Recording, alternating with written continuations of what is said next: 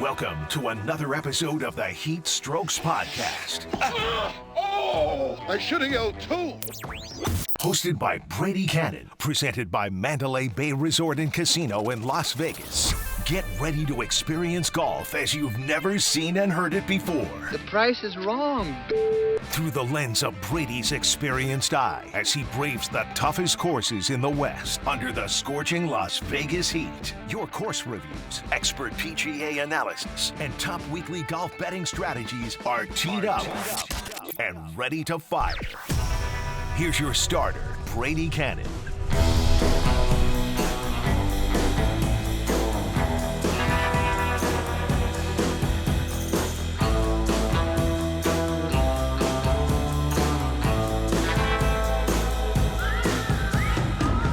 It is deadheatgolf.com, home to the HeatStrokes Podcast, presented by Mandalay Bay Resort and Casino in Las Vegas. Welcome in, everybody, to episode number 4. I'm Brady Kannon, along with my special friend and guest, Matt Youmans of VSiN. He is a senior editor and also hosts VSiN Tonight on the Vegas Stats and Information Network. You can follow him on Twitter at MattYoumans247. And Matt, I understand VSiN has a pretty special promo going right now. You can get a full month subscription for just $9.99. It gives you access 24/7 to the channel, all the best bets, pro tips, all of that and more for less than $10. You can check it out at vsin.com/subscribe. Welcome in once again, my friend. Of course, it is the HeatStrokes Podcast. You and I play a lot of golf together in the dead heat of summer and Las Vegas and Arizona and Utah. But you know what? We have also played in Hawaii, in Kapalua, Maui. Now, Maui doesn't exactly reach triple digits, but as I recall, I've never worn long pants and a sweater playing golf out there either. I think it's pretty warm out there when you play golf. This certainly ranks pretty high on the heat strokes meter, yes? You know, sometimes it can be pretty windy, too, up there on the hillside at Kapalua. If I rank the top 5 courses I've ever played, Kapalua Plantation Course is going to be in that top 5, Brady. It's an incredible course with panoramic views like you're not going to see really anywhere else. And when you watch the Century Tournament of Champions every year in the first week of January, those are just, I guess you could say, views unlike any other in golf, because I've never played anywhere that's got such a great backdrop for pretty much every hole in the course, and it was worth every penny when I played there. And I probably paid more to play golf there than I did anywhere else too, but it was worth it. And I'd go back and play there again tomorrow for the same price. So I highly recommend the Plantation Course and the Bay Course for anyone who wants to golf in Kapalua and have a lot of great memories of playing there and can't wait to go back. Yeah, the Plantation Course was designed by Bill Core and Ben Crenshaw. It's almost 7,600 yards from where the pros play it, but it really doesn't play that long for the average resort player because you do have a lot of elevation change. The course is built up against the West Maui Mountains, and you get a lot of downhill tee shots with that elevation change. So it really plays a little bit shorter than that 7,600 yards. And like you mentioned, tremendous ocean views on nearly every hole, very wide fairways, huge Bermuda grass greens. So you don't find yourself getting into too much trouble. Matt, what is it that you find yourself liking the very most about the Plantation Course at Kapalua? Well, first of all, I thought it was but not too stiff of a challenge where you had a frustrating round. I'll tell you one thing, the wind made it difficult. Today I was there, the winds were 30 miles an hour. And Brady, you know, I'm an average player anyway, and in the wind, I'm really back to the wall. But that day I actually played pretty well. So I have good memories of down there. But what I liked the most was the fact on a par 5, I think it was about a 495-yard par 5, the 5th hole, I hit one of the best 3 woods of my life and put it about 15 feet from the pin and had had an eagle opportunity. And it still bothers me to this day because the putt was dead on. I couldn't have hit a better line on the putt. Headed right for the middle of the cup. and the wind gusted about 30 miles an hour and stopped the ball 1 inch from the cup. That's what stopped my eagle putt that day was a wind gust of about 30 miles an hour. But I'd tell you what I like the most is the sunshine and the ocean views, because it was a picturesque postcard type of day when I was there. And I think a lot of days are like that at Kapalua on the Plantation Course, like you said, on the West Maui mountainside. Yeah, it is absolutely a beautiful property. I really enjoy the Cook pine trees that famously line that driveway when you make your way up to the clubhouse. The clubhouse is beautiful. I don't say this about many golf shops, but it's actually worth shopping in that golf shop. They have so many nice items and souvenirs. It's just a beautiful place. And then it rolls over into the restaurant, which I've eaten at many times with family and friends. Sits high atop the hill there and looks over the 18th hole. And then they open the windows in that restaurant at night, and you just sit there and have a wonderful meal with the breeze blowing through. It's just a tremendous property. My favorite hole is the par 3 8th hole. And if you remember that one, Matt, it's about 185 yards where us resort players play it. And it's a little bit downhill as well. You've got a little bit of an ocean view in the backdrop, and you hit the ball over a canyon. It's just filled with lush vegetation and jungle in this canyon, and a nice little par 3 to a horizontal green there. I did make birdie there one time. So that was my favorite hole on the course. Do you have a specific hole that you recall? I guess the hole that your favorite is the one that you almost made eagle on, the par 5. Well, that was not my favorite hole. That was just the best hole I played that day. Let's put it that way, by far. I think there's a par 4 that goes over a ridge, and then when you look down, you'll remember this. I think it's 10 or 11. I can't remember. You're hitting down, kind of downhill a little bit to a green, and you have the Pacific Ocean in the backdrop, and it's got to be one of the most, maybe the most picturesque hole I think I've ever played. Plus, it's a pretty cool hole, the way you can hit your drive up to the ridge on the top of the hill, and then you have a downhill iron shot to get to the green. And it's I think that was my favorite hole in the course. I tried to look up what number it was today, and I couldn't recall which one, but it's I've got pictures of it in my phone, Brady. I'll show you some other time. I've got a lot. I tell you what, I've got a lot of pictures in my phone from the round I played at the course that day. I think you're right. It might be 11. 10's kind of a weird hole that kind of goes around the corner. And I know what you're talking about. You're right. That view beyond the green of the ocean, and Molokai is back there in the background, and Lanai, it's really stunning for sure. Let's get over to the Bay course. I know you really love the Bay course, and that one is across the highway from the plantation, really takes up a large part of the Kapalua property right there by the Ritz-Carlton Resort, and a few holes right on the coast. The Bay course opened up in 1975. It's hosted over 20 professional tournaments, both LPGA and PGA. And actually, this is kind of appropriate for this week. The course was the site of Greg Norman's first professional win in the United States. The 17th hole, of course, the signature hole on the course. It's the only hole in the on the island of Maui that actually plays over the ocean. Now, I think the fairways are a little bit more tree-lined here with those Cook pines that I talked about. There's Bermuda grass throughout the property on the fairways and the greens. What are your favorite aspects about the Bay course, Matt? Well, it's interesting because the Plantation Course, you're up, like you said, on the West Maui mountainside, and you can see, pretty much throughout the valley, and you got great ocean views. And the Bay course is a little bit different because you're right down there on the ocean side. You're closer to the water. And like you said, that 17th hole, that was my favorite. I was going to mention that one, the par 3, where you hit over the water to the green that's kind of extended out over the water. And that was a unique hole. I thought one thing about the Plantation Course gets so much hype because of the TV coverage for the Tournament of Champions, and I love it. But when I played the Bay course for about half the price that week, I thought the Bay course was very comparable, and I had just as good a time playing the Bay course. So it's a different experience for sure.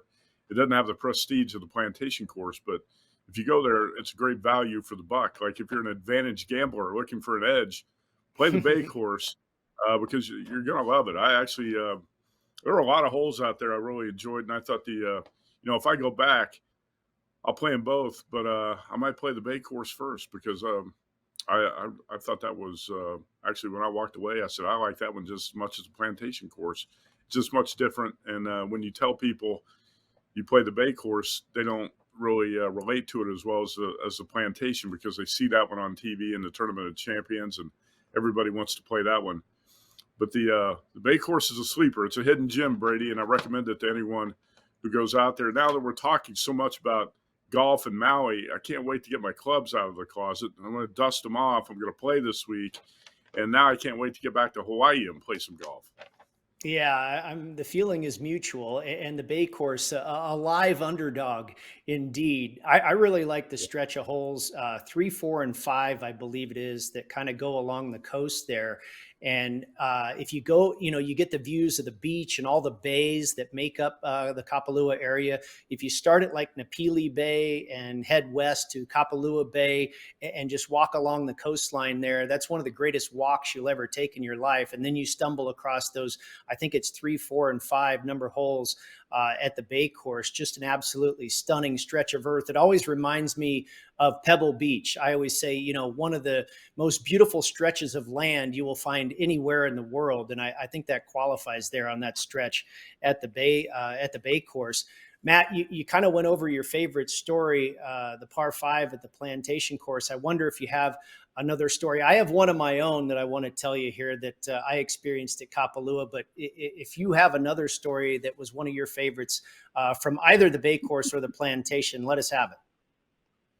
Well, believe it or not, Brady, all my golf stories are not about holes I played well. I've got a lot of bad beat type of golf stories, and you've witnessed a few of them. We've been on the course, but on the 17th, that's why I have such a good recollection of the 17th because I think I put my drive about 40 feet from the pin. That's a big green out there when you're hitting over the water, and I actually made the birdie putt from about 40 feet, and I have the video to prove it because Roxanne, who she was with me out there. She's from Hawaii. She was with me on the course, and she videotaped it that day, Brady. So I actually have proof that I made the 40-foot birdie putt on that hole. But that was the best memory. And you're right about that stretch of holes, 3, 4, and 5. That's an incredible stretch. And your memory about which numbers the holes are a little bit sharper than mine. It's been a few years since I played out there, but now that we're talking about it, I'm ready to get back out there this summer. Well, you're right. Now I remember that video where you made that 40-foot putt. Absolutely a great story there. Now, my story, I think I've shared with you possibly before.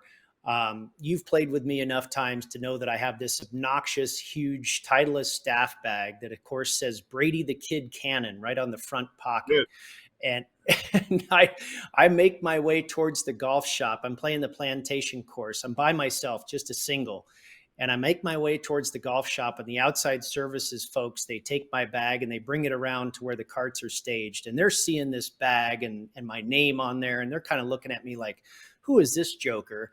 And I go into the golf shop, and one of my friends in Maui set it up for me. He has a ton of connections, and he actually got my round comped.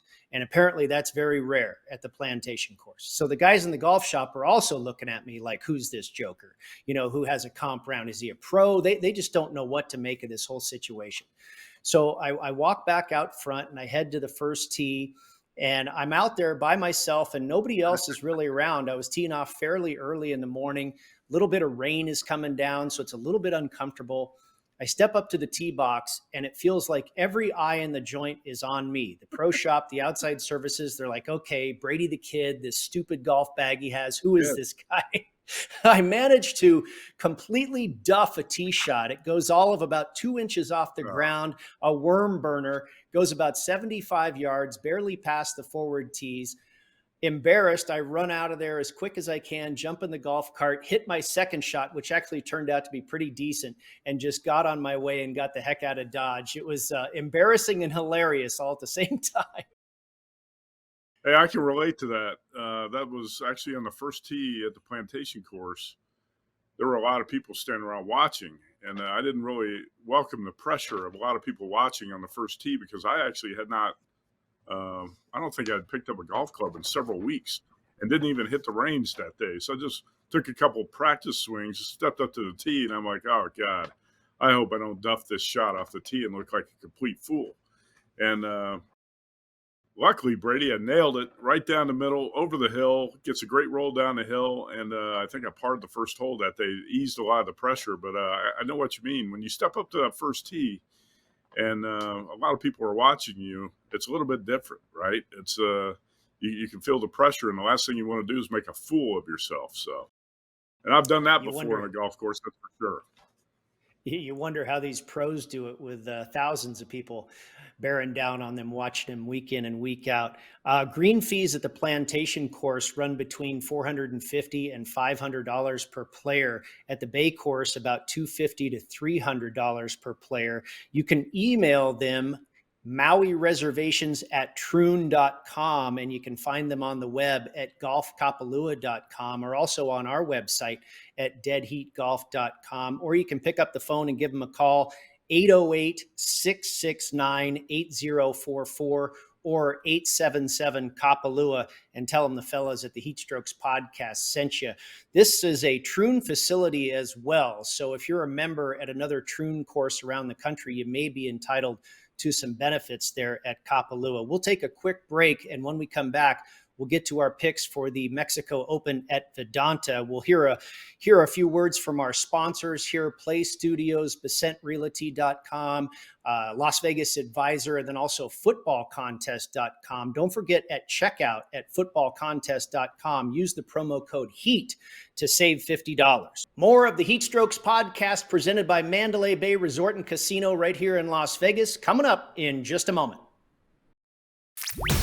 When the HeatStrokes crew isn't burning up the hottest golf courses in the country, playing a game we'd all spend a lifetime trying to master, they're doing something just as smoking, but a whole lot easier.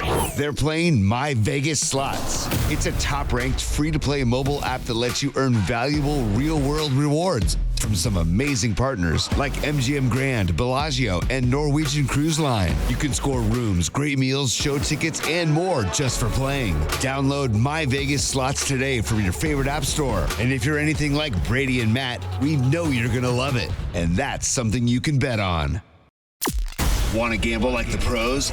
At LasVegasAdvisor.com, you'll find the world's best how-to books, software, and strategy cards featuring blackjack, poker, video poker, tournament play, and of course, sports betting, including 2020 sports betting. Think like a pro, which contains an 85-page section on betting golf. And don't forget to check out LVA's famous Member Rewards coupon book, offering discounts on dining and entertainment, including a buy one, get one for the awesome lobster buffet at the Palms, and more than $400 in gambling, free play, match play, and bonus offers. Up your gambling game today at LasVegasAdvisor.com. That's LasVegasAdvisor.com. Attention, all real estate buyers, sellers, and investors. Are you looking for a trustworthy and experienced team to help you navigate the Las Vegas, Southern Nevada market? Look no further than Bescent Realty Group, specializing in residential, commercial, and investment properties. With over 9 years of experience in the industry, we have the knowledge and skills to help you find the perfect property or investment opportunity. Whether you're buying, selling, or investing, we're committed to providing exceptional service and delivering results. Contact us today to take the first step towards achieving your real estate goals in Las Vegas and Southern Nevada. Call now, 702-339-8052, or go to BescentRealty.com. Have you ever wanted to play in one of the biggest football contests in Las Vegas and win $1 million or more? At FootballContest.com, find out how to sign up and make your picks through Nevada's most experienced proxy service. You do the handicapping, we do the legwork, and our service is a convenience for both locals and non-residents alike. Over the past decade, thousands have trusted FootballContest.com as their proxy service and have collected winnings of over $10 million. Whether you're a fan of 5 picks against the spread or survivor pools, FootballContest.com has all the information you need to get started. You pick the winners, we submit your picks. It's that easy at FootballContest.com. Welcome back to the HeatStrokes Podcast, presented by Mandalay Bay Resort and Casino here in Las Vegas. Mandalay Bay comes alive as the fan district, the go-to destination for all of fankind. Gather here, stay here, eat here, and celebrate here. Fans get exclusive food and drink specials and one-of-a-kind experiences loaded with giveaways, photo ops, surprise appearances, and more. And the best part? It's all within walking distance of the stadium. Get the party started or keep the party going at the fan district. Brady, Kannon, and Matt Youmans with you here on the HeatStrokes Podcast. And Matt, it is time to get to the plays for the Mexico Open at Vidanta, a 7,456-yard par 71 Greg Norman design located about a mile from the coast between Nuevo and Puerto Vallarta. The Mexico Open actually dates back to 1944, but this is the second year the event has been a part of the PGA Tour schedule. And of course, Jon Rahm won the inaugural PGA Tour version last year, finished 17 under par. And Matt, I know you've done your research this week. This is a bomber's course. You've got 5 par 3s, 11 par 4s, and 4 par 5s. 5 par 3s, 9 par 4s, and 4 par 5s, with 2 of the par 5s measuring over 600 yards in length. And more so, this was an interesting stat about how long this course is. More so than any other course on the PGA Tour, and by a wide margin, nearly 45% of the approach shots come from 200 yards or better. The fairways are very wide. The rough is basically non-existent. The greens are very large, and they feature a paspalum grass, as do the fairways. It's kind of a sticky, spongy type of turf species that I think is very similar to Poana. And this also speaks to how much this is a bomber's course. 7 of the top 10 finishers on the leaderboard last year ranked in the top 16 in the field for driving distance. And speaking of the field, a pretty thin field we have here this week, Matt. Only 3 players ranking in the OWGR top 50. Of course, your defending champion, world number 1, Jon Rahm, Tony Finau, and then Alex Noren.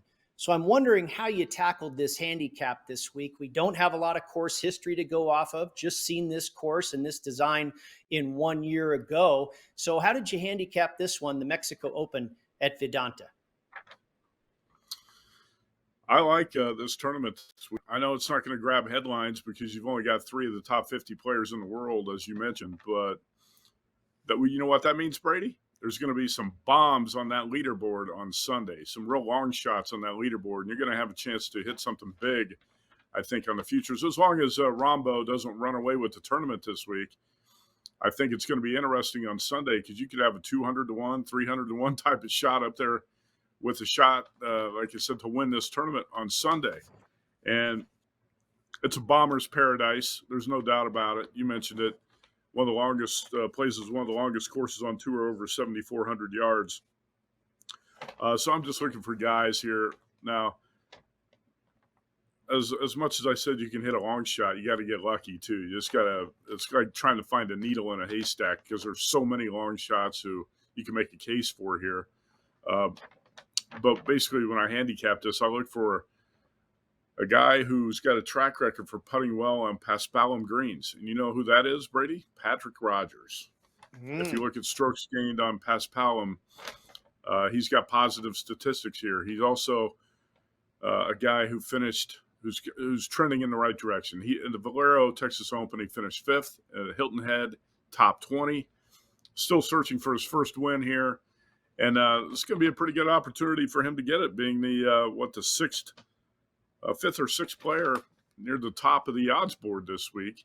If Jon Rahm trips up a little bit, and Tony Finau's not in the greatest form right now either, and he's losing strokes off the tee. So you're talking about Rahm, Finau, and then pretty much anybody's tournament after that if those guys trip up. So Patrick Rogers, pretty good form, putts well on this surface, and actually he's got a positive history here, Brady. He finished 10th, only 4 strokes back of Rombo in last year's tournament. So I think there are a lot of things pointing to Patrick Rogers at 33-1 as a player you can play. Aside from that, you asked me about my philosophy. I'm taking guys who are long off the tee, and I'm taking a couple of the biggest hitters on tour. Actually, Cameron Champ, who's not having a good year by any means. But that doesn't mean he can't wake up this week. Cameron Champ at 130-1. He's obviously a bomber, and he's got a positive history at Augusta, Brady. You and I have talked about that in the past. Believe it or not, Cameron Champ has been a contender at Augusta and has played well there. He's capable of busting out this week. But how about Brandon Matthews? He's buried in the middle of this odds board.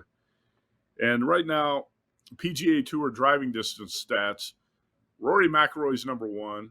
One of my favorite players, Cameron Young, is number 3. And Brandon Matthews is number 2, 320 yards on average.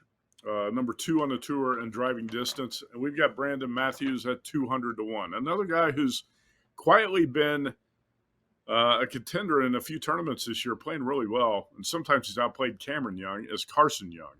So I'm going to take one guy near the top of the odds board, Brady, that I feel like's got a shot, and that's Patrick Rodgers. And then I'm just going to take 3 bombs here and hope one of them has a big week, talking about Cameron Champ, Brandon Matthews, and Carson Young.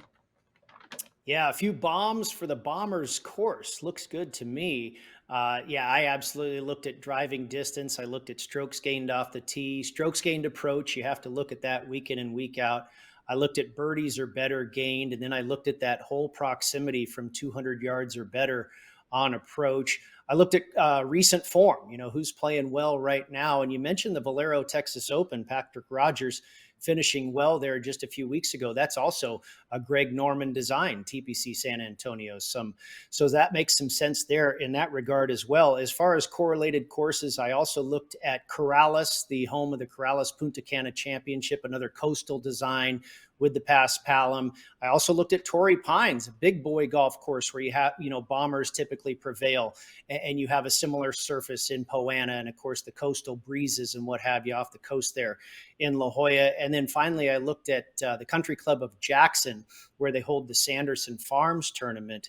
I wonder if this is, such a new tournament, Matt, that maybe you dumb down the risk a little bit, or do you fire on this one just like you would any week? This is a course that is new to our handicap, not only the tournament, but the design as well.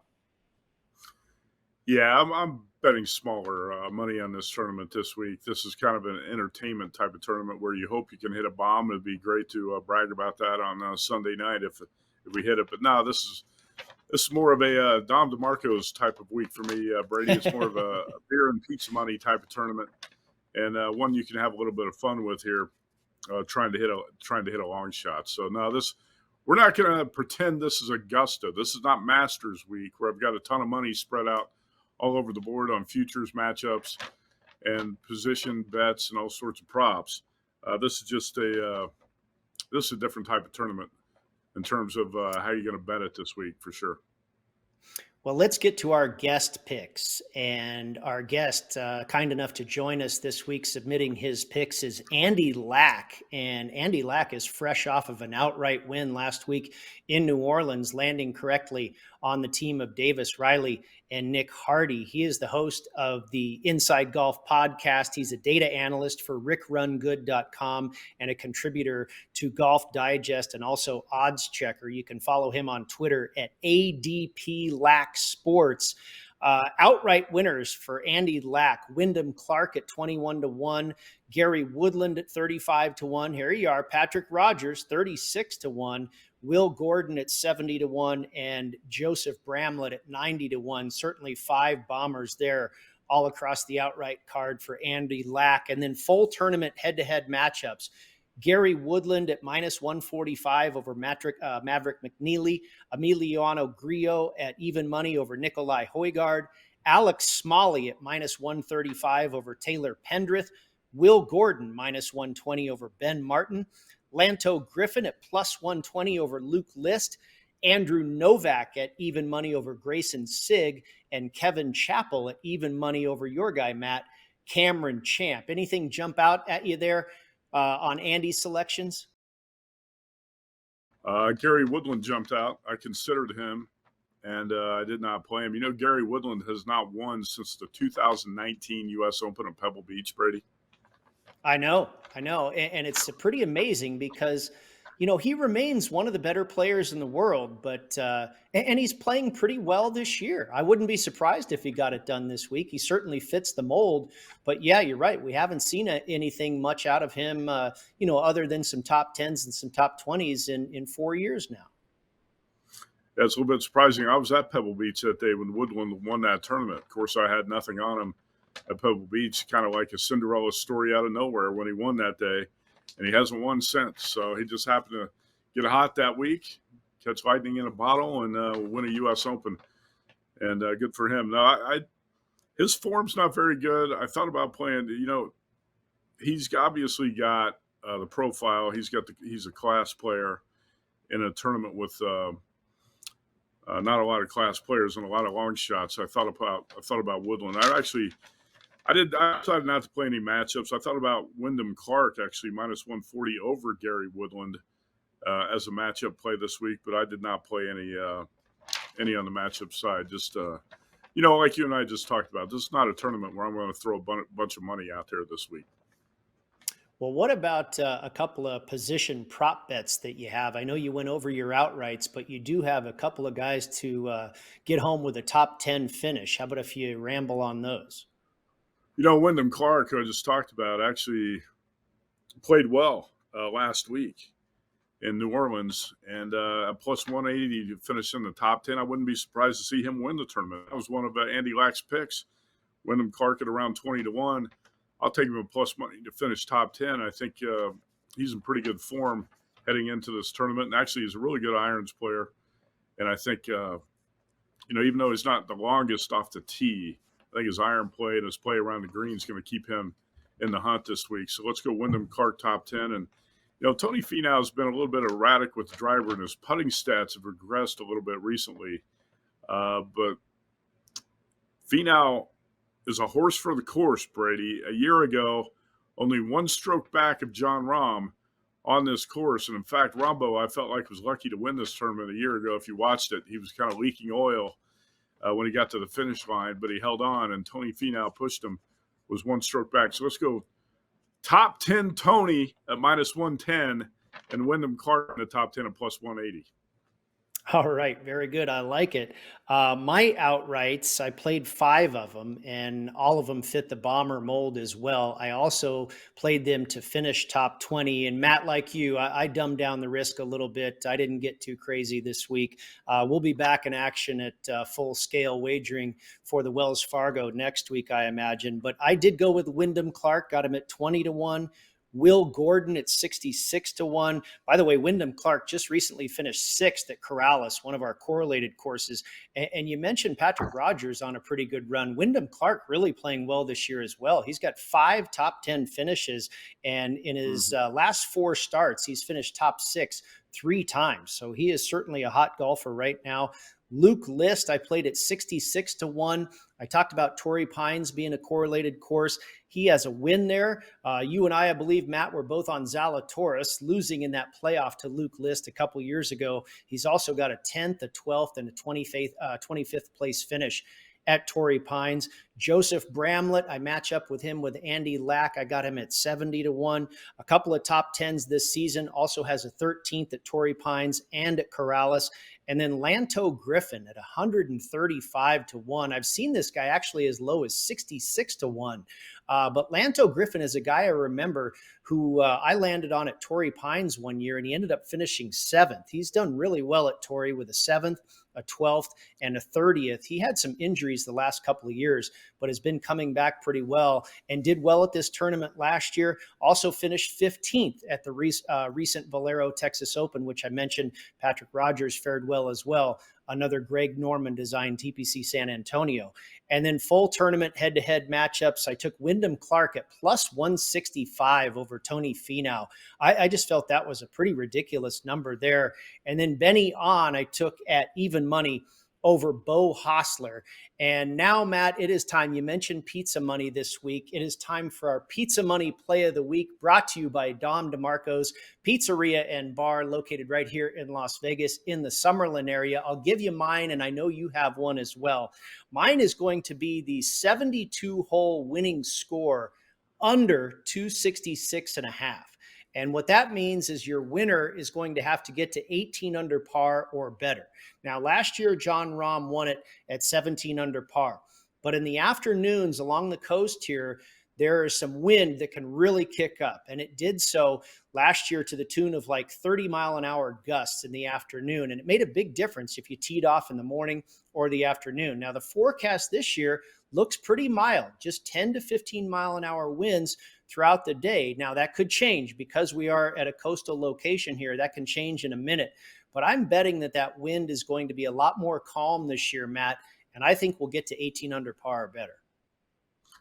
It's funny, I considered that one actually for the pizza money play this week, but I went a different direction, Brady, and I went with Maverick McNeely to win for the first time on tour at 51. Now, nothing about his current form and the fact he's been a little bit injured this season, nothing about Maverick McNeely indicates that he's going to bust out and win this week. And probably nobody's going to bet him, and that's why I'm playing him. It's a contrarian play on Maverick, because all the bettors who kept thinking he was going to win eventually and were playing him week after week after week have jumped off the bandwagon. It's deserted, Brady. There's plenty of good seats available on the Maverick McNeely bandwagon.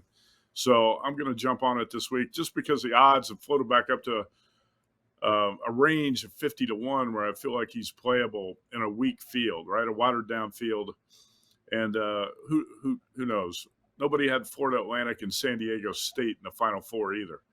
So let's go Maverick McNeely to win this week at the Mexico Open. Stranger things have happened. That's a pizza money play. Brady, I've got an idea. Sunday night, let's go out to Dom DeMarco's out in West Charleston, out there by Red Rock, and have a few beers and eat some Italian food, maybe grab a pizza. What do you think? It sounds like a plan to me, my friend. And I'll tell you what, if we win our pizza money plays, we'll be able to buy a lot of Dom DeMarco's pizza. That's true. Can't wait. By the way, here's a tip. If you go to Dom DeMarco's, get Graham's meatballs. Some of the best meatballs I've ever had. All right. Well, that is going to do it for this episode of the HeatStrokes Podcast, brought to you by the Mandalay Bay Resort and Casino here in Las Vegas. In case you need to revisit all the picks and all the information, you can find that at deadheatgolf.com or wherever you get your podcasts. Also, the video version will be up on YouTube later this evening. You can check out my YouTube channel at HeatStrokes Podcast. I want to thank our crew, Tom Catlin on video, Jeremiah Crow of Green Roll Media on the audio, and Trifco on the creative design. And thank you, of course, to our very special guests, Matt Youmans of VSiN. Check out all of his work and everything that VSiN has to offer. We'll be back at this time next week for another golf course review and also our picks for the Wells Fargo Championship at the Quail Hollow Club in Charlotte, North Carolina. Stick around for just a minute, folks. After the show, we'll give you all the information on how you can find and follow us. If you go to Maui, play the Kapalua courses and enjoy the Mexico Open at Vedanta, everybody. Before we get out of here, Matt, please remind everyone. Stay hot. You've been dialed into the HeatStrokes Podcast with Brady Kannon, presented by Mandalay Bay Resort and Casino in Las Vegas, and produced in conjunction with Green Roll Media, the world's premier sports betting podcast network. Subscribing to the show on YouTube is easy. Just search HeatStrokes Podcast. Follow us on social media at Las Vegas Golfer and at HeatStrokes Pod. If you like what you heard, please follow, like, and give us a 5-star rating on Apple Podcasts and Spotify today. Good luck out there sinking birdies at Cash and Tickets. We'll see you next week.